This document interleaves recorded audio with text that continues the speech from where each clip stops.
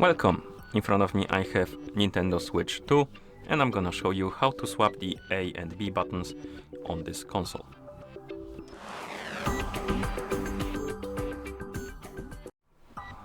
If you're wondering why would one want to swap the buttons, I believe it would be recommended or it could be useful for the people who are used to Xbox controller, for example, because the buttons function basically opposite to the Switch, because on the Switch the B button is like back button. So if you're in the menu, for example, you can press the B button to go back, and the A button is to select the item. So if you select something and you want to enter, you press the A button. And on the Xbox controller rather, it's the opposite.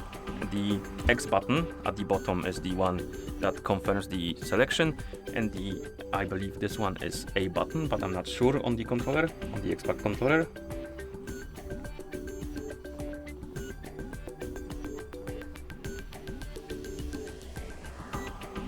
No, this one is B. My bad. So we have X on the Xbox and B.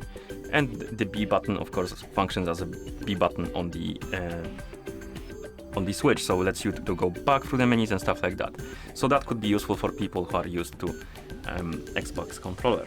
Now let's swap them. To do it, enter the system settings by tapping on the icon, then scroll through the menu, look for the controllers and accessories, and tap on it, and here scroll down and look for the option called swap A and B.